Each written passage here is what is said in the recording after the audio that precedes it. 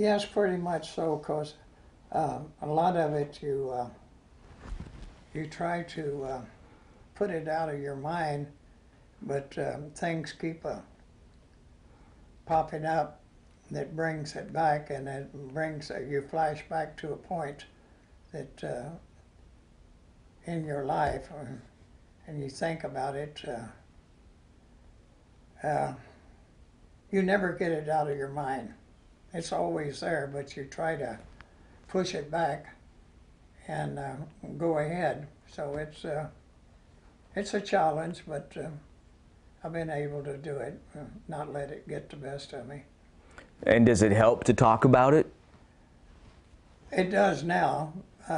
It didn't at first, but you got to stop and think. That one day, and that one day only, which we trained for over a year for that one day. If that one day hadn't been successful, we'd all been probably speaking German and Japanese today.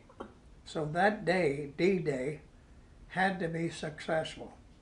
And that's what we had to, everything had to be put into it to make it successful. The invasion's supposed to have been on June the 5th, and we actually left port on June the 4th, and was probably moved out, or we were probably out to sea 2 to 3 hours when Eisenhower, General Eisenhower, our Supreme Commander, gave orders for everybody to return to port because the weather was so bad.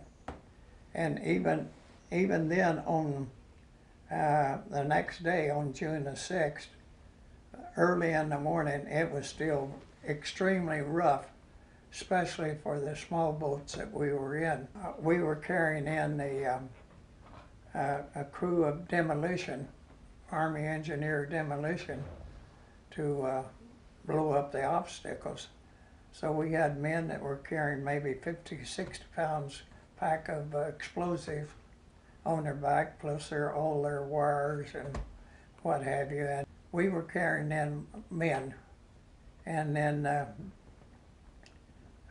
dropping them off on the beach. And after, that's what we were doing, a shuttle service. And then after the first trip, we would take in personnel and then pick up the wounded, the ones that were still alive and that was wounded, able to, and we'd load them in the boat and take them back out to the hospital ships. It was never figured to be that many. You can't imagine 9,500 killed on that one day on a stretch of beach of about 4.5 miles long. That was about the beach was kind of L-shaped, and on that distance they estimated 9,500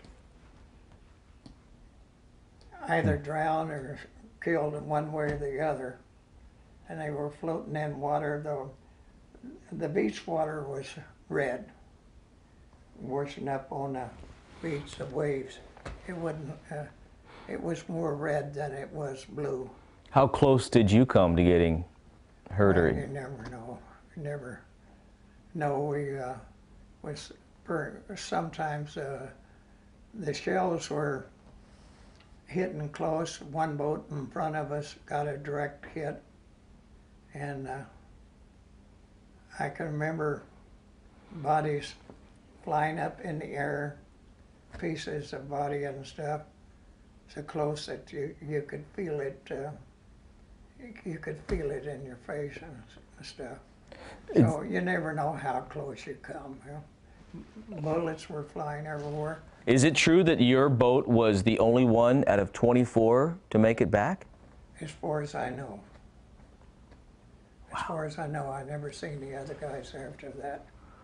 So I don't know how it happened. And after it's all done and you go back, and I mean, do you just say to yourself, just what in God's name just happened? God pulled me through this.